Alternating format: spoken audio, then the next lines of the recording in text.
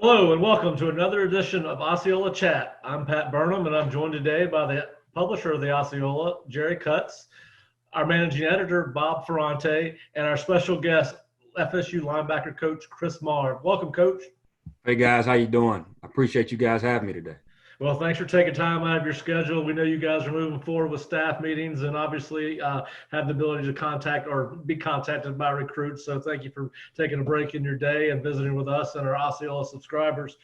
Coach, obviously, our first question, it is a different time than any of us have ever experienced in our lifetimes.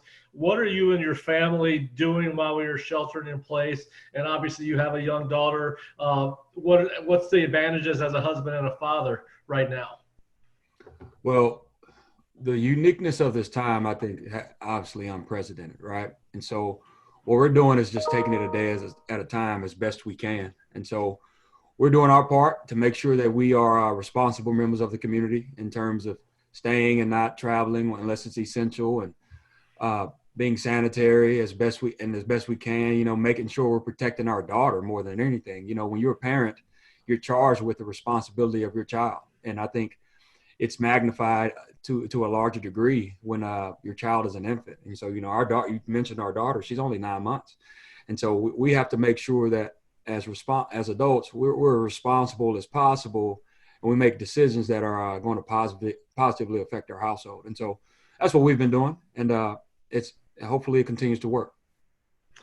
Yeah, well, obviously, we're wishing you guys the best, as all of us, and wishing everybody the best. Really, like you said, it's unprecedented, and each day brings about something new. Coach, we do want to talk to you a little bit about football. You know, you're been at Vanderbilt, been at Mississippi State. We Sorry, want to Jared, I couldn't hear you guys. okay. We can, yeah. We obviously can you hear me now, Coach? Yes, I can. Go ahead. Okay. Yeah. Obviously, we want to talk to you a little bit about football. Then we're going to move to some off the field stuff. But Yes, sir. uh, you played at Vandy, coached at Vandy, and had been at Mississippi State last year. Who are the influences on your coaching career? What made you decide to get into coaching, and who's kind of helped you develop your personality as a coach? Well, I think the guys who've had the largest impact on me as a professional, but also as a person, were the coaches who took charge, or who took an responsibility for my development, not only as a player but somebody who's also off the field, right? So people that jump out to me were my high school coach, Major Wright. He coached me at high school in Memphis, Tennessee, at the high school that I attended at White Station, and he was a person from my freshman year. All he did was look after us as players and make sure that we were maximizing our opportunities away from football. He wanted to expose us to different things. So our high school basketball team actually went to this tournament that year. So in the spring, he took a bunch of us up to university just to go support the basketball team, but also to open our eyes to life outside of Memphis. One of my college head coaches, James Franklin, somebody I really look to as a mentor, and as somebody who helps me in his profession. And other position coaches, Warren Beelan, who's been all over the place, the man who recruited me, Bruce Fowler, Coach Bobby Johnson, who has a tremendous amount of respect in his profession. All men who I think, when you say their names, they're considered to do it the right way and do it with integrity, and also have developed phenomenal relationships with their players outside of the game of football. Something that I've personally tried to model myself, in a way that I could champion my guys and advocate for them outside of the football arena, because they're people first. And so those are the people that come to mind when you ask that question. Okay. Coach, you guys had 12 tour duty workouts with your players and 3 days of spring practice. What are some of the things that stood out to you about your position group, and a couple of the things that you're excited about and reasons why you're excited about getting back on the field with them? Yep. So tour duty and the way that we practice as a program, one thing you're going to see are the people who like to work and the people who don't. And so it's become very apparent to me that my group in particular, we have some young men who are chomping at the bit to show and prove who they are as people and who they are as workers. And so I'm pretty excited, because even with this time away, it's still fairly evident how much time and how much effort those same young men are still putting in. And so, I like the work ethic of this group. I love the passion, I love the desire, and I love how they go about their business that in their behavior that supports their desire and their talk. And so that's what I've been impressed with. That's something that I've taken away, and quite honestly, something I'm looking forward to get back to. Well, you're not allowed to have any formal contact with your players, but I know that coaches are in contact with their players, whether it's them leading the communications or not. How often are you in contact with your players, and kind of what are you emphasizing, and what are you concerned about with them as we go through this COVID-19 crisis? Well, first and foremost is their safety, right? And making sure that they're making decisions in a way, mature decisions that allow them to maintain their safety and allow them to be responsible members of their community. Because, you got players in a bunch of different places, right? Because of the timing that everything happened with us here at Florida State. The frequency of our conversations, it's in and out. And the way I say that is some guys want to talk a little bit more than others. Younger guys want to ask more football questions, where the older guys want to know more about technique here or there. And the good thing that's been about that this time has provided is that it really allows you to see and examine how deep your relationships are with the guys and what areas do you need to grow in. And so for us, it's been really positive because I have taken a tremendous amount of time to make sure that I've invested in these young men, and for them to know that I care about them, both as players and as people, because that's one entity. And so it's been really good. It's fairly frequent, to answer your question. That was a long-winded way of answering, but it has been fairly frequent. Coach, you mentioned that there can be some positive things come about this, and you also said that your players got to know how much you care before they want to know how much you know. So how has this adversity created some opportunities for that growth? Well, I think what time of working remotely or going to school remotely or trying to do football remotely, what it kind of forces you to do, it forces your maturity to come to the surface, right? How can you go about being a pro in different areas of your life? How can you study without somebody being physically in close proximity? How can you approach a meeting that's on the computer that you may or may not be in control of? How do you study film, even though there may not be a facility for you to go into and actually type film into? You have other apparatuses where you can watch film on. So are you doing that?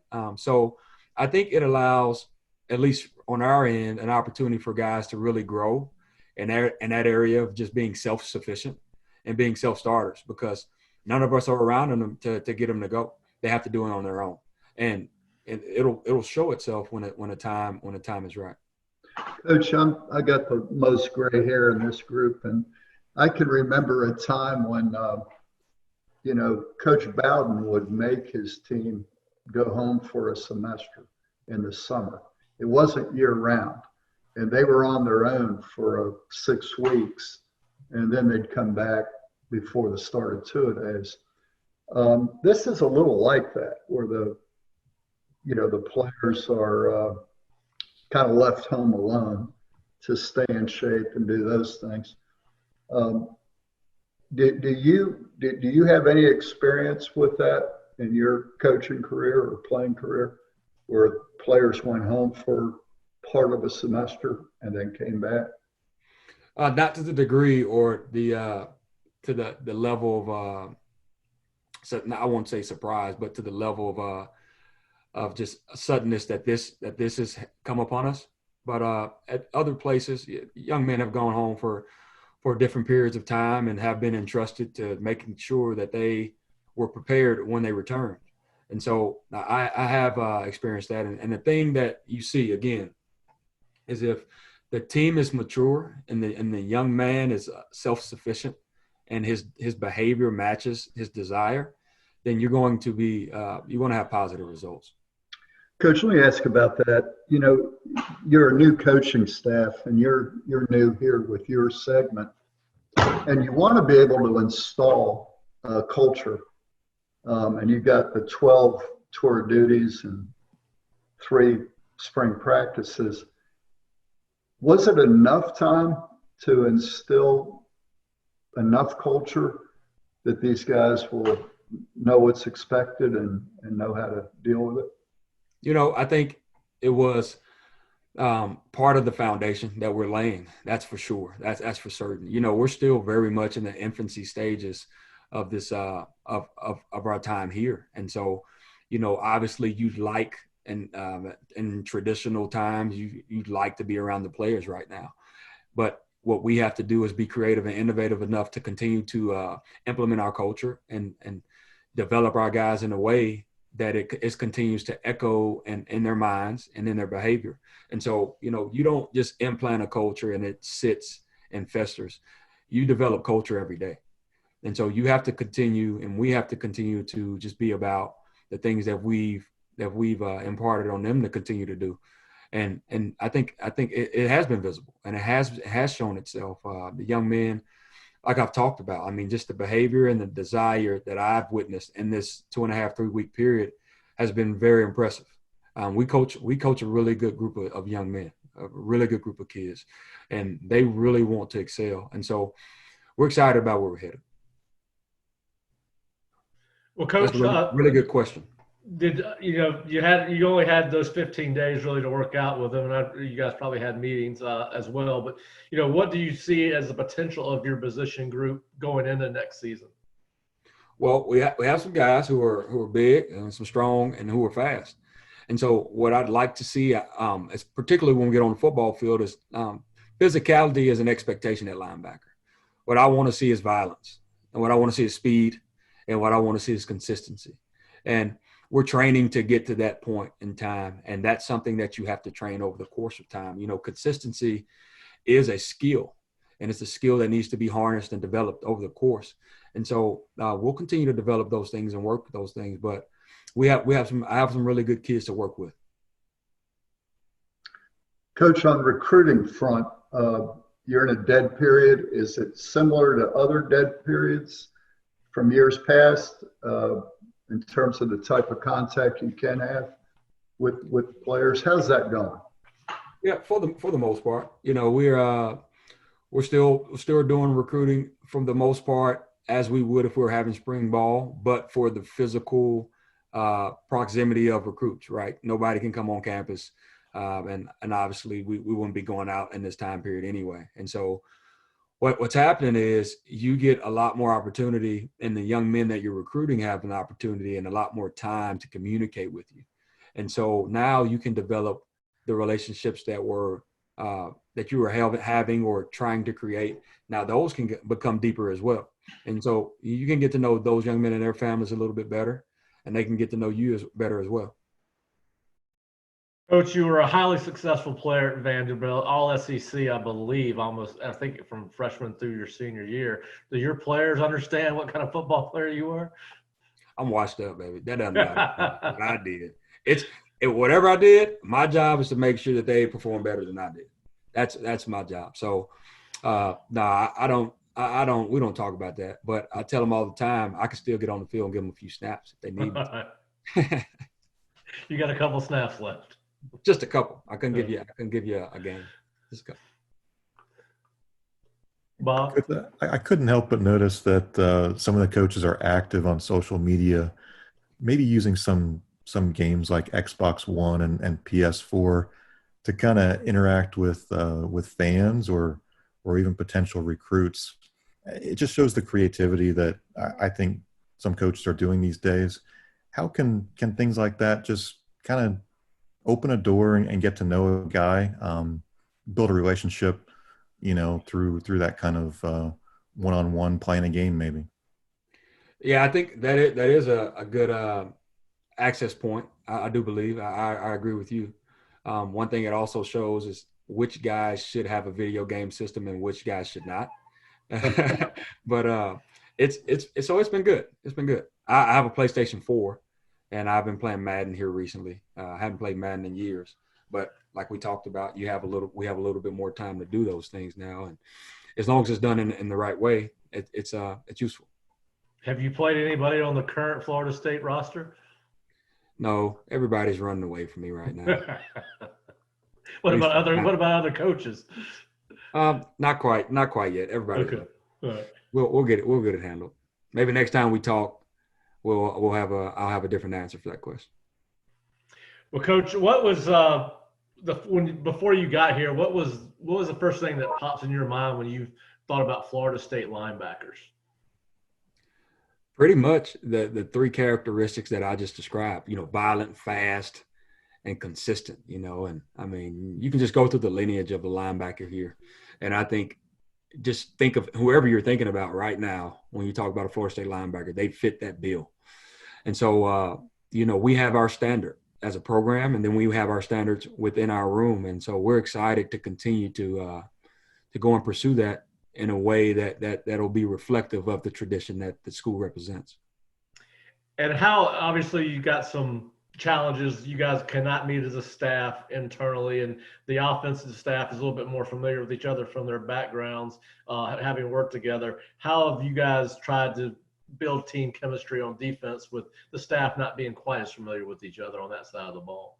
Yeah, Coach Fuller's been awesome. I mean, we've had projects to do individually as coaches. We've had different areas that we want to look at within the structure of our defense.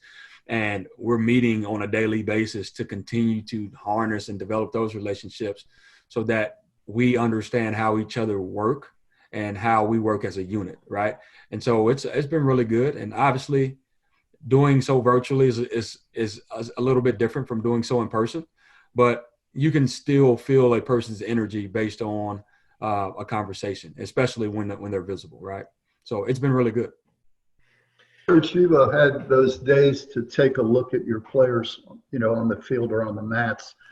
And did you get any idea for positions, who's best suited for certain positions? Did you have enough time to do that? Well, I like to think about it that if you're a linebacker, you play linebacker, and you can play anywhere on the field. The more position flex you have, the more, quite honestly, that's the more value that you bring to the football team.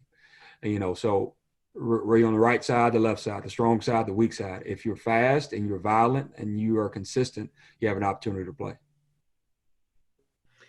Well, Coach, put you on the spot here. You mentioned Florida State's history at linebacker. Who do you think the greatest linebacker to ever play at Florida State is? The greatest linebacker to play at Florida State. Or maybe we ask your favorite linebacker. Maybe not greatest. Maybe that's a little bit harder. I think that's a biased question too. Okay, it is. I have a biased opinion. I have a biased opinion myself. So one of my favorite linebackers, my favorite linebackers to ever play at Florida State. It's because I've met him and he's an awesome person. Is Derek Brooks. I had the opportunity to meet him. His son DeKalen is a linebacker in our room now, who's an awesome young man, very intent and very passionate about him and his future. Derek has been awesome to me, very humble, very passionate about the program. And he's like a number of other Seminole alumni that I know or have had the opportunity to meet that just love the program. Yeah, D. Brooks is a great guy. I've known him for a long, long time, and he is truly one of the greatest college linebackers ever played. Oh yeah, or NFL linebackers for that matter. Well, you're right about that. Yes, he is a Hall of Famer. He is. Well, Coach, we do want to have a little bit of fun with you off the field. We want to let our subscribers and listeners and viewers now, because the video content is kind of new to us. We want to kind of ask you, what are the last 2 or 3 things that you've watched on Netflix or Amazon? Well, my wife has forced me to watch this Tiger King. That's like all of us. Like all of us, and I don't know if I have enough brain cells left to keep watching the rest of it. What else have we watched? We watched All American. We watched. We started this new series, I think that's called Unorthodox. Yep. And so, I think those are 3 most recent things. I always want to watch comedies. But my wife, she always wanted to watch something super serious. So, well, Tiger King is kind of a comedy, and there's certainly some craziness going on. In fact, Coach JP says that's the best mix, I guess. Coach JP says when the quarantine's over, he's going down to the Big Cat Rescue. So If Chris Marve was not coaching football, what would he be doing right now? Somebody asked me this question recently. I think I'll be helping people in some shape, form, or fashion, and impacting my community the best way that I can. My wife and I, we have a nonprofit, Marvelous Deeds.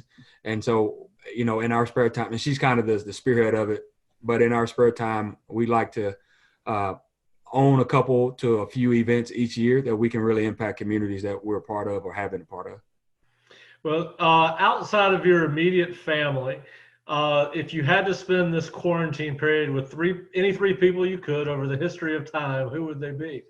Over the history of time? Yeah, anybody you wanted to that's ever walked the face of the earth. That's a really good question. One would be Jesus, because I know I'd be protected. I'm protected. He doesn't have to physically be with me, but I know for sure that if I was with him, I was in good company. And I think, brother, that's all I need. I'd be all right. I agree, but you don't have any two other people just for the sake of hanging out and talking, or if I had two more people, maybe somebody who's super funny, a comedian. One doesn't really jump to mind, but somebody who can make you laugh. I think laughter is good for the soul. And probably somebody who can cook really well. I'm a linebacker, but I eat like a D lineman. So whoever that would be. Well, if you could have either of these two superpowers, either superhuman strength and speed or the ability to read people's minds, what one would you want? I want strength and speed. Strength and speed, because I could be in two places at once. So I'd be happy about that. So, Coach, you're the second person who said that. And, as a player, I'd want strength and speed, but I think as a coach, I'd want mind power. Well, you have mind power. You may not realize it. People tell you what's on their minds with their body language. So everybody kind of already has that anyway. Well, that's true. As a coach, I guess as a teacher, you really have to cue in on that, don't you? Yes, sir, you do. If danger was not a component of this, what animal would you want to have as a pet? I might be the Tiger King. After what I've seen, you don't want to get in that business. Yeah, man, I like tigers. Tigers are awesome. All right, who interests you from a musical standpoint? Bands, musicians. Who influences me? No, who do you like to listen to from as far as music is concerned? Okay. Bands or musicians, top two or three? I'm all over the place. I can go old school to where Gap Band and Frankie Beverly and Mays, or Leonard Skinner. I can go back to and I bring it all the way to new school, and from a standpoint of let's see, who's some guys that I like. I like Tim McGraw.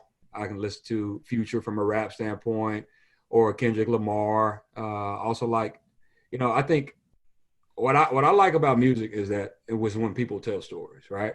And when they really bear their souls on their in their artistry. So the type of music doesn't really matter.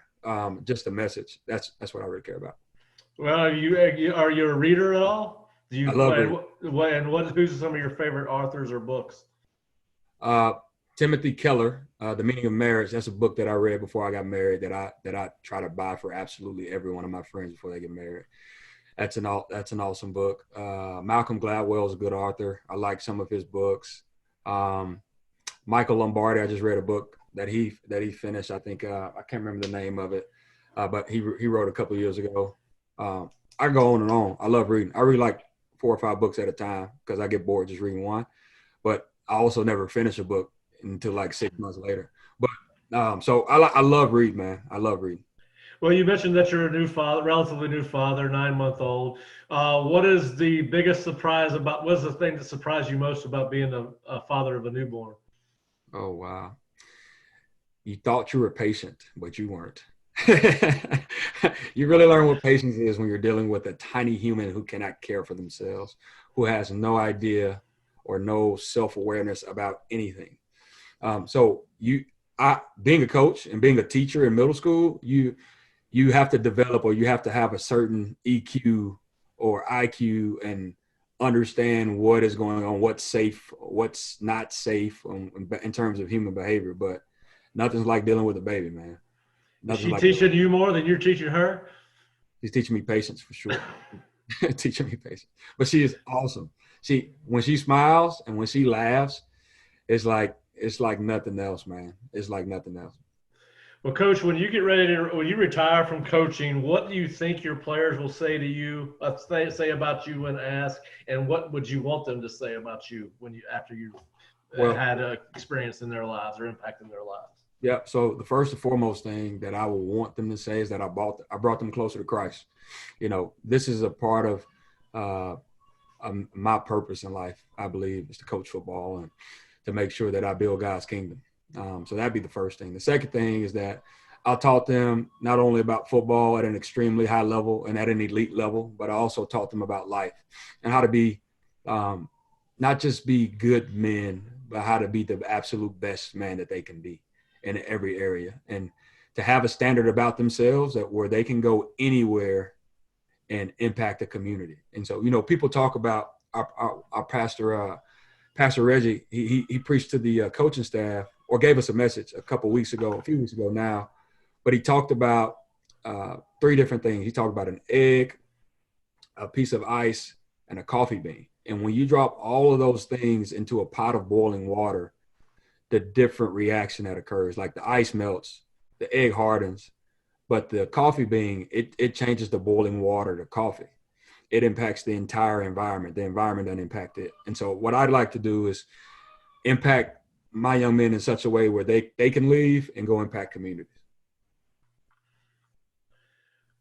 Well, Coach. Analogy, Coach. That's a real good analogy. Well, I stole it from a pastor, so I don't know. Is that all right?